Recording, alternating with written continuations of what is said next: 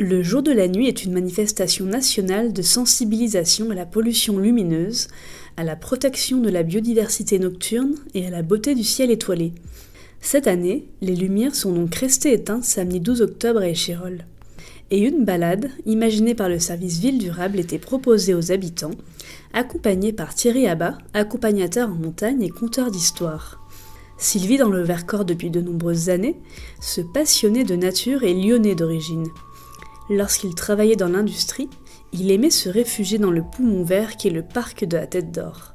C'est donc un vrai plaisir pour lui de découvrir les bois de la Frange Verte et d'embarquer dans cette aventure nocturne la quinzaine de curieux.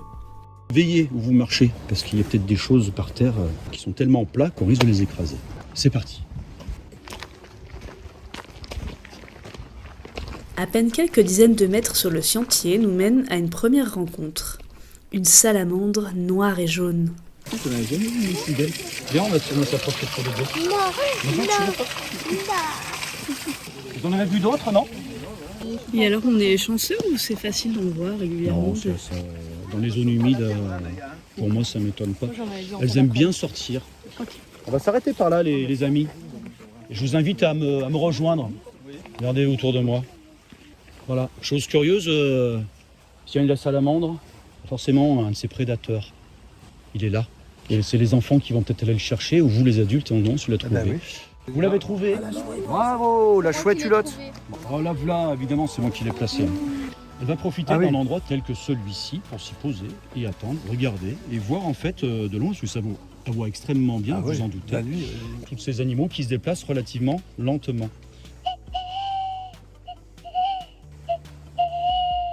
On va passer sous une scène de chasse que j'ai installée. Je vous le rassure, maintenant vous avez vu un peu comme je procède. C'est juste pour mettre en situation quelque chose. Regardez autour de vous. Ah mais il bouge pas beaucoup, hein. Une martre, le prédateur de l'emblème d'Échirolles, l'écureuil bien sûr. Il faut trouver cette plante autour de vous. Elle est en photo, elle est là. L'élébore fétide. Thierry, assis devant cette plante qui, attention, peut être mortelle, en profite pour conter l'histoire mystérieuse de cette dernière. Dans le noir, seuls les craquements des feuilles viennent perturber le récit du conteur. Une demoiselle s'en est quérir là de son amour qu'elle voulait absolument éternel. Elle habite Échirolles. Et dans les bois, au-delà de la Frange Verte, elle désirait aller un peu au-dessus. Elle avait rencontré un gars qui charbonnait certaines essences d'arbres. Il en faisait un peu son métier. Alors il était heureux, il avait comme une cabane de bois tout à côté de lui, dans laquelle il vivait à l'année. Et dedans, tout se passait bien. Il était heureux et le fruit de son labeur, il avait largement... Ça vous arrive de marcher comme ça la nuit Oui, j'aime bien, oui. Par exemple, je suis à Aix-les-Bains, j'ai un bateau, je me mets exprès à la nuit sur le pont.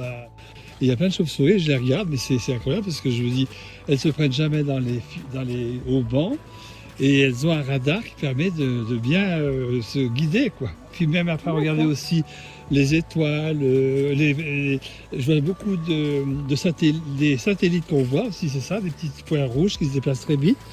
Et on voit aussi des étoiles filantes. Et la Frange Verte, la nuit, vous l'aviez déjà fait? Ah non, j'ai jamais fait. Première fois que je fais la nuit. Ça fait 50 ans que je suis ici. Mais bon, tout seul, c'est un peu la trouille, quoi. C'est la première fois que vous marchez dans la nuit comme ça dans la forêt? Oui. Et alors, c'est quoi l'effet que ça fait? C'est agréable. Ça change de la Frange Verte. On ne voit pas d'animaux la journée, en fait. Et là, qu'est-ce qui vous a plu dans cette balade? Un peu raconter, un peu compter? Et le conte et aussi les salamandres et le conteur est très bien. Qu'est-ce que ça fait de marcher comme ça dans la forêt la nuit? On reste au contact avec la nature plus souvent. T'as vu des choses que t'avais jamais vues la journée, par exemple? Oui, par exemple les salamandres. Qu'est-ce que la nuit possède que le jour n'a pas? C'est vivre quelque part un rêve.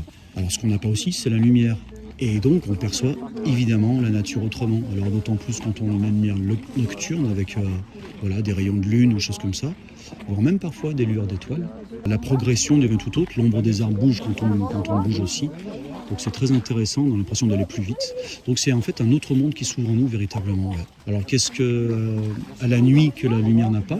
C'est cet aspect mystique, cette ombre que la nuit a. La nuit, on regarde moins la montre, peut-être parce qu'on la voit moins. C'est chouette, on a forcément moins de rendez-vous, on est moins pris par nos vies d'activités diurnes, je veux dire. Voilà. Vous aussi, vous avez été séduit par la nuit samedi ? Vivement l'an prochain pour une nouvelle édition du Jour de la nuit.